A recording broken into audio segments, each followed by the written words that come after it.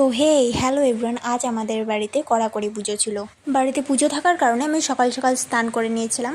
আর দিদা আমাদের কেন বকা দিল সেটা জানতে হলে পুরো ভিডিওটা তোমাদের দেখতে হবে। আর দাদা এই চকলেট ফ্লেভারের জুসটা এনেছিল, যেটা আমার খুব পছন্দের। উপোস থাকা সত্ত্বেও আমি এটা খেয়ে নিয়েছিলাম। আসলে আমি খুব লোভী। এই ছাউনিটা কাদের কাদের পছন্দ হলো অবশ্যই কমেন্টে বলবে। আর আজকে ছোটো কাকুনিদের বাড়িতে শুভচনী পুজো ছিল।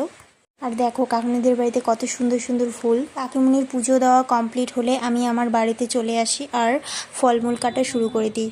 বাবা সব রকম ফলে এনেছিল, আঙুর, আপেল, আম, আর দেখো কত রকমের ফুল। আসলে মা সকাল সকাল উঠে এই ফুলগুলো তুলেছে। আর এই যে পিঙ্ক পিঙ্ক কালারের ফুলটা, এটা স্থলপদ্ম। আসলে সব ভিডিও সব কিছুই ক্যামেরায় বন্দি করা সম্ভব হয়নি আমার দ্বারা। আমি না বসে পড়েছিলাম আম কাটতে, তো তারপর আমি বলছিলাম ওয়াও আমটা কি সুন্দর স্মেল বেরিয়েছে। তো সেটা শুনে দিয়া আমাকে বলল না এসব বলতে হয় না ঠাকুর পূজার সময়। জানি না কী কারণ গাইস, তোমরাই বলে দাও কী কারণ। আমার ভিডিওটা ভালো লাগলে অবশ্যই সাবস্ক্রাইব, লাইক অবশ্যই করবেন, আর কমেন্ট করতে অবশ্যই ভুলবেন না প্লিজ। বারান্দায় বসে বসে আমি ফল কাটছিলাম আর রাস্তার মানুষদের দেখছিলাম। তোমাদের কার কার বাড়িতে কড়াকড়ি পূজা হয় অবশ্যই কমেন্টে বলবেন। তো এটা সাধারণত রাজবংশীরা করে। আমার ঠাকুমা এই কড়াকড়ি পূজা খুব করতো, তার জন্যই মা আর বম্মা এই পুজোটা করে। কথা বলতে বলতে আমার সব ফল কাটা হয়ে গেল। আর আমি বারবার ফুলগুলোকেই দেখাচ্ছিলাম। আসলে আমার এত ফুল পছন্দ।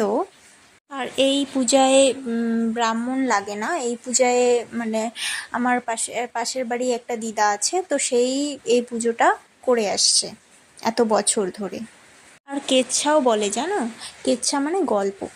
আর বাবা এনেছিল তরমুজটাও কেটে ফেললাম ঠাকুরকে দেওয়ার জন্য। তো দিদা অনেক লেট করে এসেছিলো, কারণ দিদা অসুস্থ ছিল, ডাক্তারের কাছে গেছিলো, তারপর আসলো।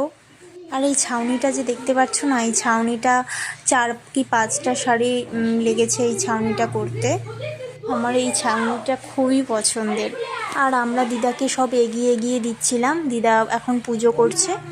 আমি শঙ্খটা বদমাশি করে হাতে নিলাম, কিন্তু আমি শঙ্খ বাজাতেই পারলাম না।